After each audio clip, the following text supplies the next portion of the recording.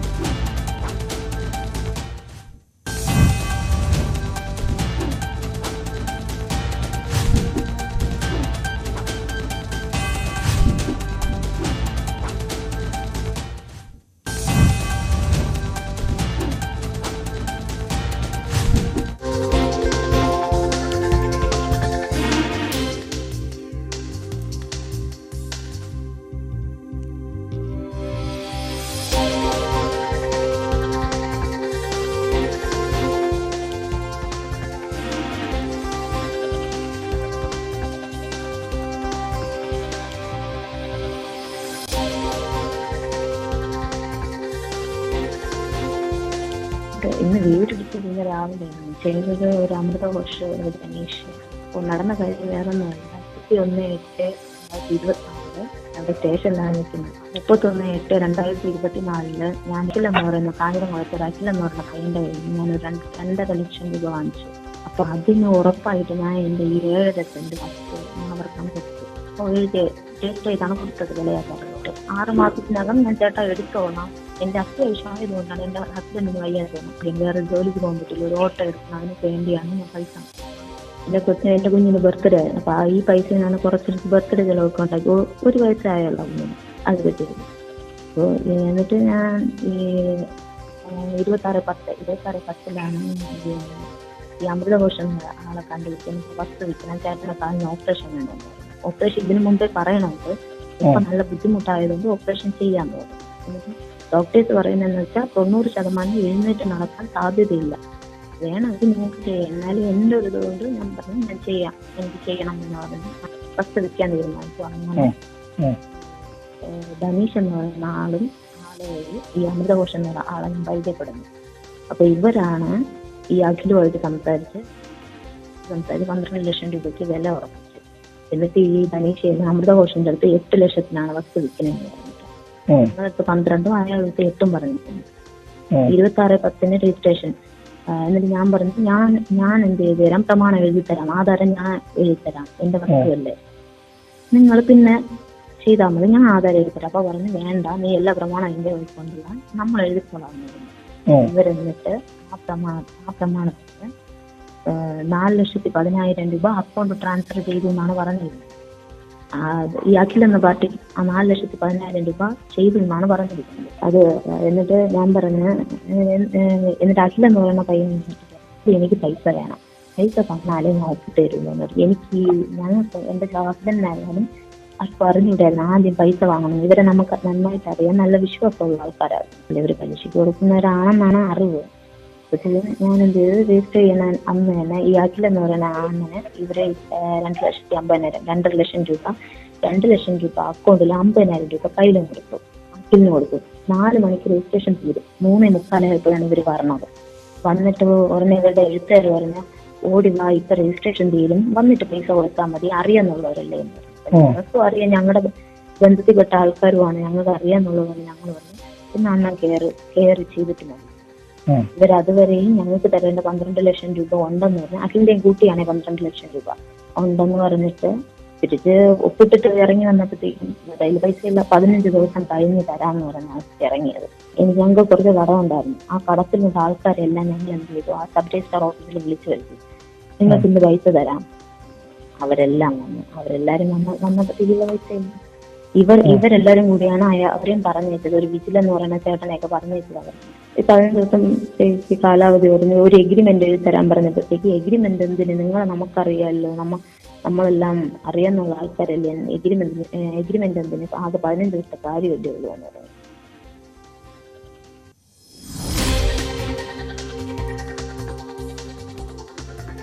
വിവരങ്ങളുമായി വി അരുൺ ചേരുന്നു.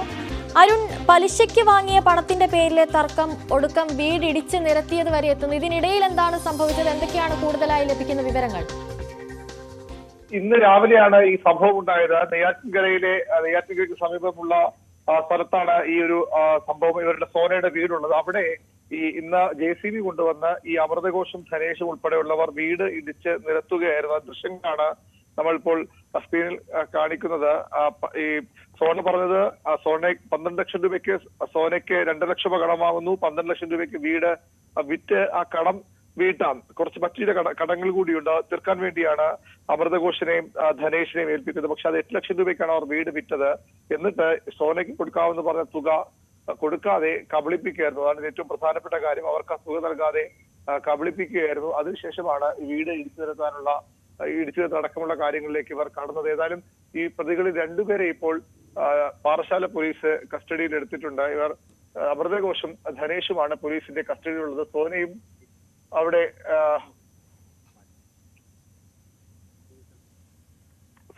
ഈ പാറശാല പോലീസ് സ്റ്റേഷനിലാണ് ഇപ്പോൾ ഉള്ളത്. അരുൺ, അതുപോലെ തന്നെ ഈ ദമ്പതികൾ വീട് വാങ്ങി എന്ന് പറയുന്ന ആളെ ബന്ധപ്പെടുകയോ അങ്ങനെയോ മറ്റോ ചെയ്തിരുന്നോ? അതാണ് ഏറ്റവും പ്രധാനപ്പെട്ട കാര്യം. വീട് വാങ്ങി ആദ്യം പ്രശാന്ത് ആളുടെ ഏതാണ് ഇത് വാങ്ങിയത്. ആൾക്ക് വീട് മറിച്ചു കൊടുക്കുമെന്നാണ് നേരത്തെ പറഞ്ഞത്.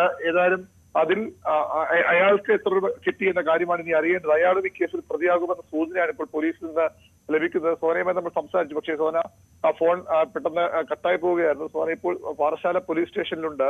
ഇന്ന് രാവിലെ ഇവരുടെ വീട് ഇടിച്ചു നിരത്തി JCB കൊണ്ടുവന്ന് വീട് ഇടിച്ചു നിരത്തുകയായിരുന്നു. ഈ പണം നൽകുന്നതിന് പകരം അവരുടെ വീടിന് നേരെ ആക്രമണം ഈ രീതിയിൽ JCB കൊണ്ടുവന്ന് ആ വീട് മുഴുവൻ ഇടിച്ചു നിരത്തുകയായിരുന്നു.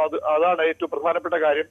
പോലീസ് പറയുന്നത് ഈ 2 ലക്ഷം രൂപ കടം വാങ്ങി അത് തിരികെ കൊടുക്കാൻ കഴിയാത്തത് കൊണ്ട് വീട് അവർ എഴുതി കൊടുത്തു. പിന്നീട് അത് വീട് സ്ഥലം വിറ്റ് പണം നൽകാമെന്ന് പറയുമ്പോഴാണ് ഈ രീതിയിൽ അവർക്കെതിരെ ഈ ഒരു നടപടിയുമായി ഇവർ മുന്നോട്ട് പോയത്. അതാണ് ഏറ്റവും പ്രധാനപ്പെട്ട പ്രശ്നമായി പോലീസ് ചൂണ്ടിക്കാട്ടുന്നത്.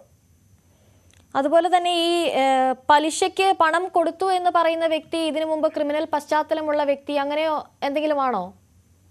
അത്തരത്തിൽ പറയുന്നില്ല. പക്ഷെ അവർക്ക് പലിശയ്ക്ക് പണം കൊടുക്കുന്ന ആളുകളാണ്. പ്രശാന്ത് എന്നയാളാണ് 26/10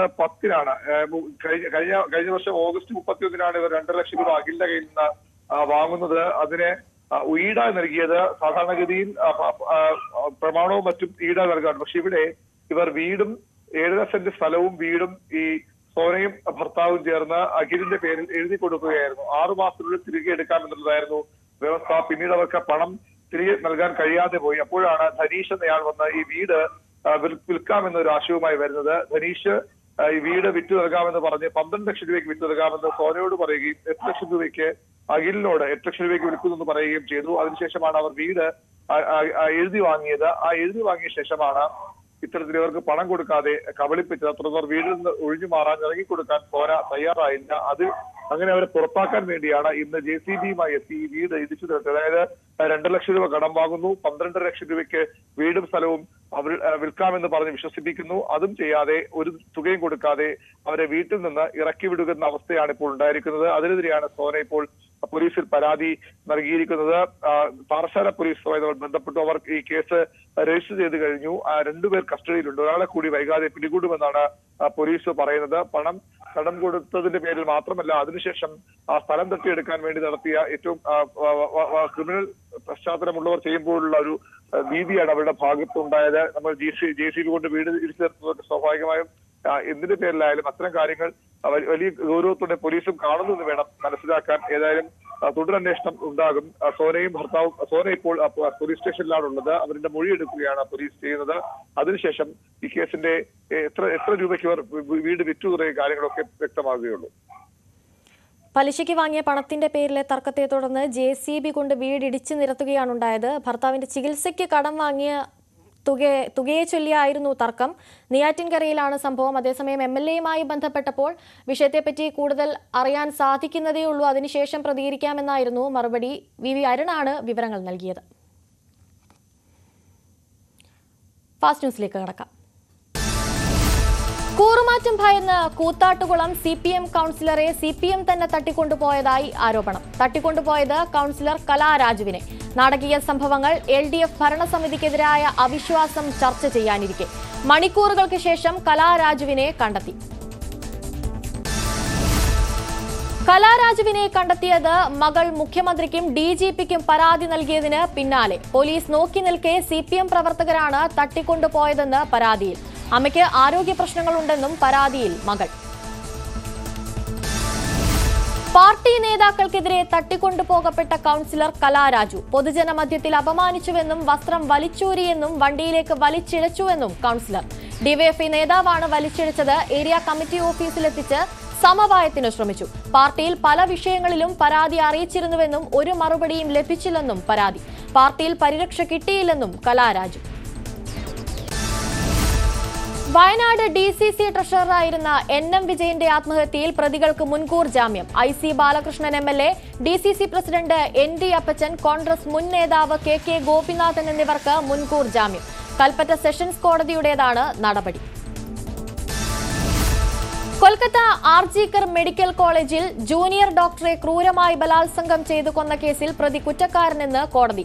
സഞ്ജയ് റോയ് കുറ്റക്കാരനെന്ന് കണ്ടെത്തിയത് കൊൽക്കത്ത കോടതി. ശിക്ഷാവിധി മറ്റന്നാൾ. വിധി പറയുന്നത് വിചാരണ ആരംഭിച്ച് 59 ദിവസങ്ങൾക്ക് ശേഷം. തിരുവനന്തപുരം പാറശാല ഷാരോൺ രാജ് വധക്കേസിൽ ശിക്ഷാവിധി തിങ്കളാഴ്ച. കേസിൽ വാദം പൂർത്തിയായി. കേസ് അപൂർവങ്ങളിൽ അപൂർവമെന്ന് പ്രോസിക്യൂഷൻ. ഗ്രീഷ്മയ്ക്ക് ചെകുത്താന്റെ മനസ്സെന്നും വധശിക്ഷ നൽകണമെന്നും പ്രോസിക്യൂഷൻ. ഗ്രീഷ്മയുടെ പ്രായം കണക്കിലെടുത്ത് ശിക്ഷയിൽ ഇളവ് നൽകണമെന്ന് പ്രതിഭാഗം അഭിഭാഷകൻ. കേസിൽ സാഹചര്യ തെളിവുകൾ മാത്രമെന്നും വാദം.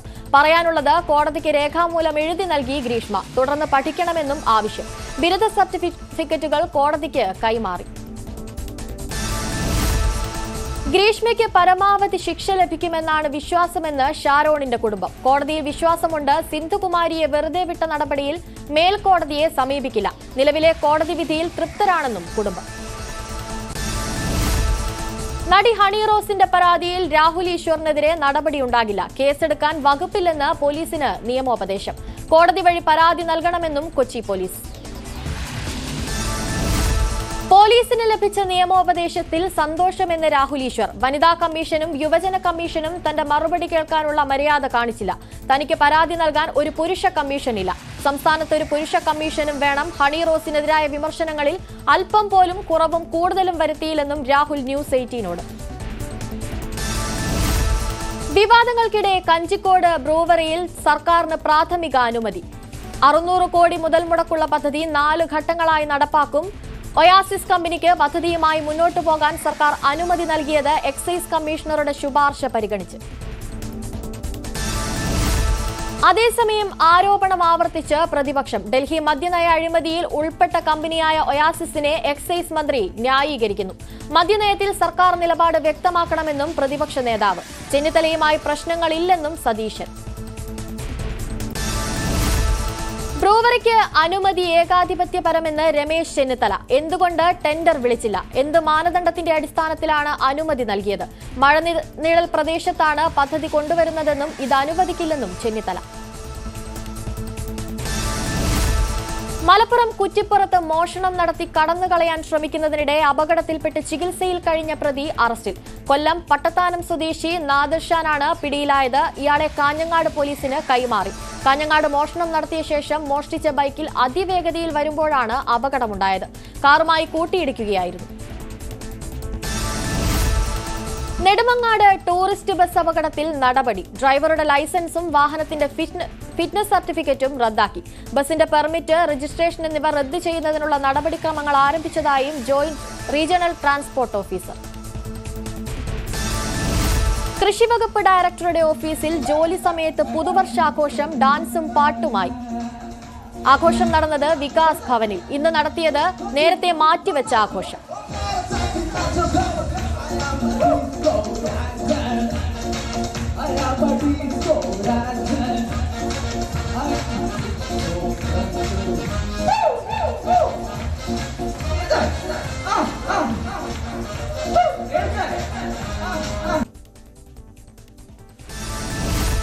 പാലക്കാട് പാലക്കാട് മണ്ണാർക്കാട് ഭക്ഷണത്തിൽ വിഷം കലർത്തി മുത്തശ്ശിയെ കൊലപ്പെടുത്തിയ കേസിൽ കൊച്ചുമകനും ഭാര്യയ്ക്കും ജീവപര്യന്തം.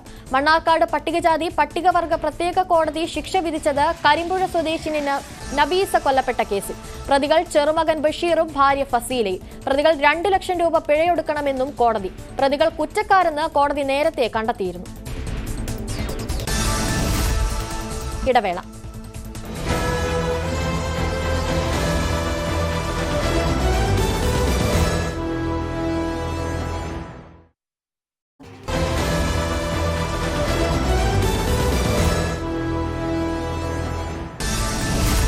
ആലപ്പുഴയിൽ വനിതാ ശിശു ആശുപത്രിയിൽ അസാധാരണ വൈകല്യത്തോടെ ജനിച്ച കുഞ്ഞിന്റെ ചികിത്സയ്ക്കായി പണം ആവശ്യപ്പെട്ടെന്ന പരാതിയുമായി കുടുംബം.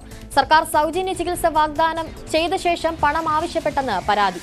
രക്തപരിശോധനയ്ക്ക് 1500 രൂപ ആവശ്യപ്പെട്ടതായി പിതാവ് അനീഷ്. ഗുരുതരാവസ്ഥയിലായ കുഞ്ഞിനെ കഴിഞ്ഞ ദിവസം തിരുവനന്തപുരം SAT ആശുപത്രിയിലേക്ക് മാറ്റിയിരുന്നു.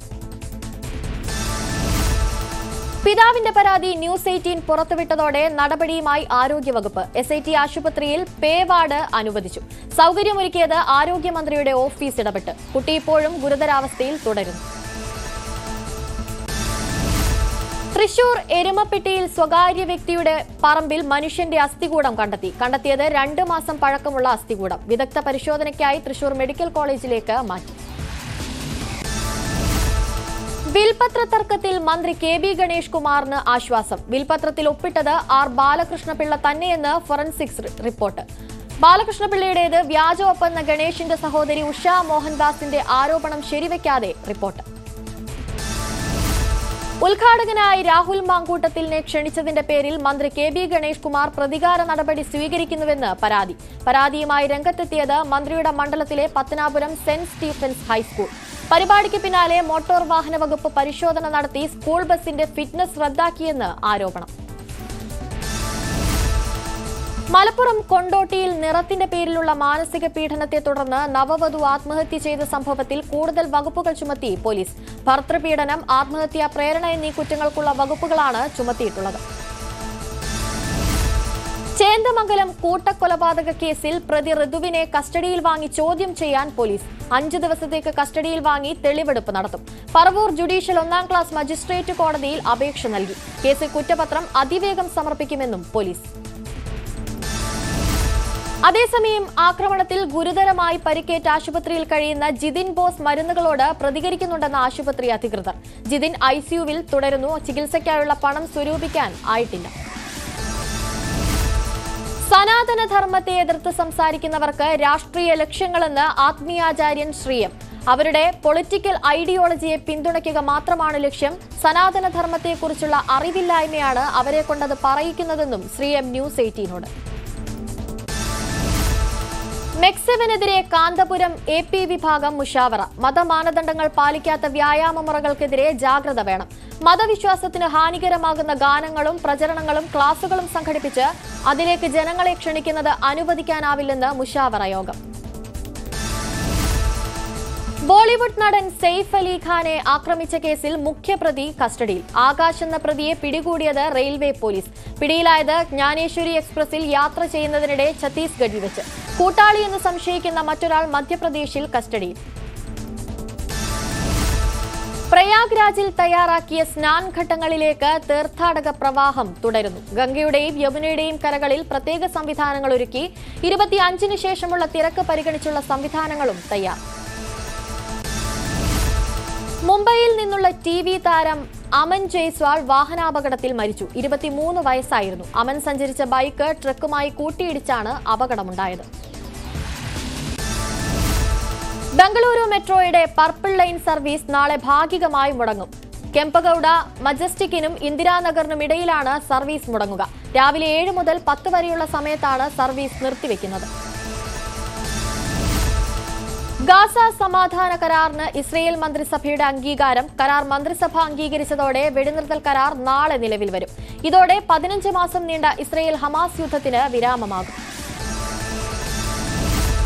ട്രംപിന്റെ സ്ഥാനാരോഹണത്തിന്റെ ഉദ്ഘാടന ചടങ്ങുകൾ പുറത്തുള്ള സ്റ്റേഡിയത്തിൽ നിന്ന് കെട്ടിടത്തിനുള്ളിലേക്ക് മാറ്റി. പുറത്ത് തണുത്ത കാലാവസ്ഥ തുടരുന്ന പശ്ചാത്തലത്തിലാണ് തീരുമാനം. 1985-ൽ റൊണാൾഡ് റെയ്ഗൺ പ്രസംഗങ്ങൾക്കും മറ്റുമായി ഉപയോഗിച്ചിരുന്ന ഹാളിലാണ് ചടങ്ങ് നടക്കുക. കായിക വാർത്തകൾ. സഞ്ജു സാംസണെതിരെ KCA. വിജയ് ഹസാരെ ടൂർണമെന്റിൽ നിന്ന് കാരണം കാണിക്കാതെ സഞ്ജു സാംസൺ മാറി നിന്നുവെന്ന് പ്രസിഡന്റ് ജയേഷ് ജോർജ്. സഞ്ജുവിനെതിരെ അച്ചടക്ക നടപടി എടുക്കേണ്ടതാണെന്നും ജയേഷ് ജോർജ്. ചാമ്പ്യൻസ് ട്രോഫിക്കായുള്ള ക്രിക്കറ്റ് ടീമിൽ നിന്ന് സഞ്ജുവിനെ ഒഴിവാക്കിയതിനെ വിമർശിച്ച് ശശി തരൂർ MP. ചാമ്പ്യൻസ് ട്രോഫിക്കുള്ള ഇന്ത്യൻ ടീമിനെ പ്രഖ്യാപിച്ചത് വൈകിട്ട്. സഞ്ജു സാംസൺ ടീമിലില്ല. പരുക്കലട്ടുന്ന ജസ്പ്രീത് ബുംറയെ നിലനിർത്തി. Rohit Sharma captain, Shubman Gill vice captain, Rishabh പന്തും KL രാഹുലും വിക്കറ്റ് കീപ്പർമാർ. സൂര്യകുമാർ യാദവിനും ടീമിൽ സ്ഥാനമില്ല. ചീഫ് സെലക്ടർ അജിത് അഗാർക്കർ പ്രഖ്യാപിച്ചത് 15-അംഗ ടീമിനെ. ഇന്ത്യൻ കളിക്കാർക്കുള്ള 10 പുതിയ മാർഗനിർദ്ദേശങ്ങൾ പുറത്തിറക്കി BCCI. യാത്ര, വ്യക്തിഗത സ്റ്റാഫ്, ലഗേജ് എന്നീ വിഷയങ്ങളിൽ കൃത്യമായ നിർദ്ദേശങ്ങളാണ് പുറത്തിറക്കിയത്. നിർദ്ദേശങ്ങൾ പാലിക്കാത്ത പക്ഷം കർശനമായ അച്ചടക്ക നടപടി താരങ്ങൾക്ക് നേരിടേണ്ടി വരും. മാഞ്ചസ്റ്റർ സിറ്റിയുടെ സ്ട്രൈക്കർ എർലിംഗ് ഹാലൻഡ് ക്ലബ്ബുമായി പുതിയ ദീർഘകാല കരാറിൽ ഒപ്പുവെച്ചു. 10 വർഷത്തെ കരാറിനാണ് ഒപ്പുവെച്ചത്. 2022-ൽ ഡോട്ട്മുണ്ടിൽ നിന്നാണ് താരം സിറ്റിയിലെത്തുന്നത്. ഇന്ത്യൻ ക്രിക്കറ്റ് താരം റിങ്കു സിംഗ് വിവാഹിതനാകുന്നു. UP-യിൽ നിന്നുള്ള MP പ്രിയ സരോജാണ് വധു. നിലവിലെ ലോക്സഭയിലെ ഏറ്റവും പ്രായം കുറഞ്ഞ രണ്ടാമത്തെ അംഗം കൂടിയാണ് 25-കാരിയായ പ്രിയ സരോജ്. ശൈലശ്രീ മീഡിയ ക്രിയേഷൻസിന്റെ ബാനറിൽ ശൈലജ ശ്രീനിവാസൻ നിർമ്മിച്ച് സോണി ജോസഫ് സംവിധാനം ചെയ്ത അവിരാജന്റെ സ്വന്തം ഇണങ്ങത്തി എന്ന ചിത്രത്തിന്റെ ട്രെയിലർ റിലീസ് ചെയ്തു. ശ്രീനിവാസൻ നായരും മനു തൊടുപുഴയും ചേർന്ന് തിരക്കഥ എഴുതിയ ചിത്രം അടുത്തയാഴ്ച തിയേറ്ററുകളിലെത്തും.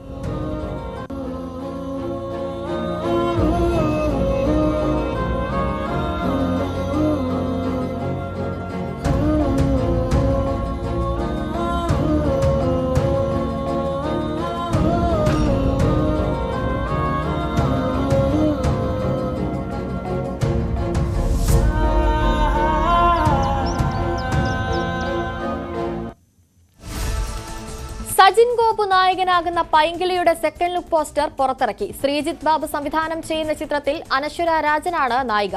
സജിൻ ഗോപുവിന്റെ വിവിധ ഭാവങ്ങളാണ് പോസ്റ്ററിലുള്ളത്. ഫാസ്റ്റ് ന്യൂസ് പൂർണ്ണമാകുന്നു. നമസ്കാരം.